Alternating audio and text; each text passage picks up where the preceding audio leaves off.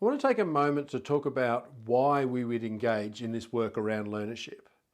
Of course, there's the immediate benefits, the increases in student learning outcomes that come from students engaging more skillfully in the learning process. There's also the benefits to the teacher and the buzz in the classroom. As students become more self-directed, more independent, are able to take charge of the learning process and engage in learning more skillfully, it takes the pressure off the teacher. Our passive, unskilled learners have to be led or sometimes dragged through that learning process. And that's exhausting and time-consuming and resource-consuming for our teachers. And as students take control of that learning process, are able to engage in it more skillfully, more effectively, more efficiently, it gives teachers back their time and energy to invest in the classroom in more productive ways. Then there's the benefits to students long term. Students who are more in charge and more skillfully engaged in the learning process. These students are more able to take their learning into the future and become those lifelong learners that we've talked about previously. But I think there's an even bigger reason here, that we could teach students to be self-directed, independent learners. But I don't think that's good enough. I think there's a need, not just a desire, it's not just a good thing, I think it's a necessity to develop agile learners. And I'd like to take you through a process here to describe the way different sorts of learners will participate in the world. Because if we end up having students leaving the schooling system as passive, inactive learners, our beginning learners and our performance learners, if we have students that leave the schools reliant on teachers or only able to set their own goals, then I think ultimately we will have failed them in the world that they are going to be inheriting. So let's have a look at the types of learners or types of lives these learners have as they move through life. Our beginning learners are fragile. These are the learners that will be the victim of their circumstances. They will lack agency in the world because they have no way to respond to the world. When things happen, either they've got the abilities or they haven't, and that's the end of it. These people end up in menial roles with very task-centered, low complexity jobs, that this is all I can do. Performance learners, these learners are a little bit better off because they can do some things well. The trouble with performance learners is that this is what they can do. And as long as the world keeps asking them for it, they're fine. But they're sensitive to change. There aren't too many roles left in the world that, you can learn how to make horseshoes when you're 18 and retire making the same horseshoes when you're 60. Those sort of jobs are few and far between. Now, there's a few people around that do it. There are sort of artists and performers and those sorts of people that can keep doing the same things. I went and saw the Eagles, the band The Eagles. And I distinctly remember when the opening act came on and they said, guys, we're going to play for about 2.5 hours tonight because we can. And we've been looking at the audience tonight, we're noticing some young faces. And I just want to let you know that we've been playing some of these songs for longer than you've been alive. And it's true. They've been playing some of these hits since the 70s. And as long as people kept wanting to hear those hits, they were going to continue to make a living. But if people's musical taste changed, if there wasn't enough people that still wanted to hear that sort of music, I'm not sure that they could adapt to the changing landscape. Directed learners, these learners are resilient. And they're resilient because they're able to respond to the change when people tell them how to do it. Now, we talk a lot about resilience at the moment, and you'll notice that this is my bare minimum. This is the baseline that we need to be considering for our students, not our goal. And I'm going to explore this as we go up this ladder. These are the students that need someone to guide them. They don't have control of the learning process, but they can respond to what other people tell them to do. They're very teacher-centered, and their life's question becomes that question of, what do you need me to do? Tell me what needs to be done and I'll do it. And so they're guided by others in their life. Our independent learners are adaptable. These are the learners that you know them when you meet them, because over the last 12 months of COVID, they're the ones using the word pivot. They had their goals, they knew where they're going, and then circumstances changed. And they said, all right, well, I can't do that anymore.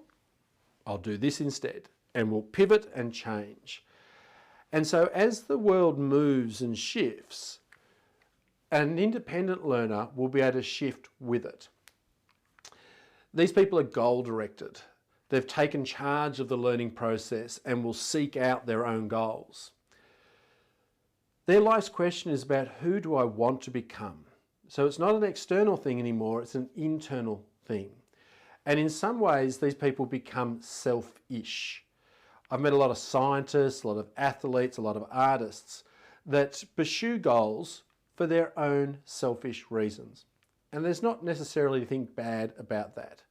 I've used the example Einstein on this diagram here, because no one told Einstein, you've got to go work out what relativity is all about. There was no desperate need to do it. He just wanted to do it, and I'm glad he did. Independent learners can take their learning where they want to go. And as I said, they can adapt if things change along the way.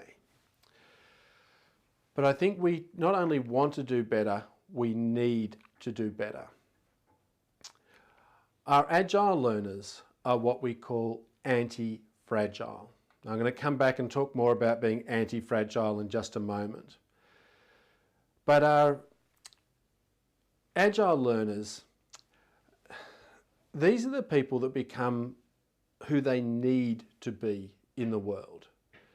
These are the learners that thrive on adversity. They embrace challenges, as we've said, in the same way as Kennedy talked about challenges, as we do these things not because they are easy, but because they are hard. Agile learners embrace those challenges to be constantly growing. And it's that constant growth, that response to what happens to be in front of them, that makes them purpose-directed and makes them the heroes, not just in the world, but in their lives. I use examples here like Martin Luther King and like Nelson Mandela. Nelson Mandela didn't have aspirations to be South Africa's president, prime minister. He just said, someone's got to sort this shit out. And he became the person that he needed to become. He responded to the challenges around him. And these people that are constantly saying, yeah, I'll do that because it's hard, I'll do this because it gives me a chance to grow in that area, become anti-fragile. Now, this term anti-fragile comes from Nicholas Taleb, who wrote a book called Antifragile, and another one, a prequel, I suppose, to it called The Black Swan, and the sequel to it called Skin in the Game. Highly recommended reading, very dense, hard-going reading at times. But the concepts are powerful. What Nicholas Taleb will say is that most people don't understand the concept of anti-fragile. Concept of fragile is easy. Things that are fragile, you disturb them and they break. And you ask most people, what's the opposite to fragile? And they'll say, well, strong or robust or maybe resilient. And he'll say, no, you've missed the point. Fragile things, when you disturb them, they break. Strong, robust things require a lot of disturbance before they will break. Or resilient things get broken but put themselves back together again, bounce back. Taleb would say things that are anti-fragile benefit from the disturbance.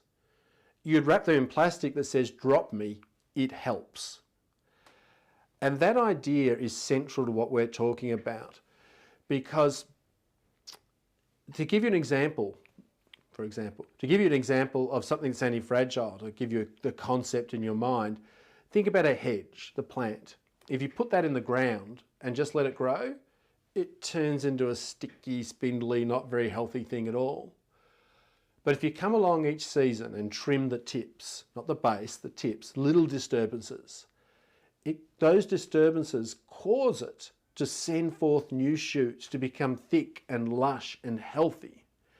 And it's that idea that someone who is an agile learner, who is embracing challenges, seeks out those little disturbances that in the end make them strong and survive in the long term.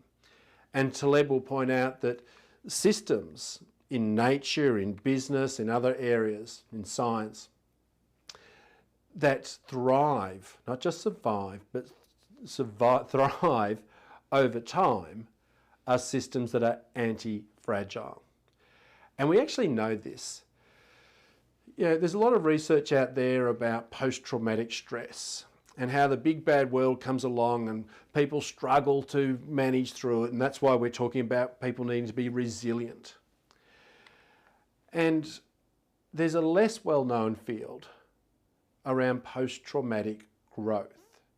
And it turns out those situations, those redundancies, the illnesses, the divorces, the war situation, whatever it might be, the situation still sucks, don't get me wrong. It's not pleasant to go through, but it's not inherently negative. It's how we respond that makes it positive or negative. And people who are anti-fragile respond to those situations by growth. Now, if the world that our students were inheriting was going to be pretty much the world that they were dying in, they could learn to make horseshoes when they were 18 and make the same horseshoe when they were 30 or 70, then directed learners with a few independent learners to guide them would be fine. If our world was slowly evolving, independent learners would be fine. They could set their goals, and if things shifted a little bit, they could pivot and change their goals. But the world our children are actually inheriting is volatile, uncertain, changeable, and ambiguous. This VUCA world that we often talk about. And that's the world where you need to be an agile learner. You need to be embracing those challenges because every challenge prepares you for one that's going to come in the future. In a slowly evolving world, you can become the person you want to be. But in a VUCA world, where change is more rapid, more uncertain, you need to be able to become the person that you need to be.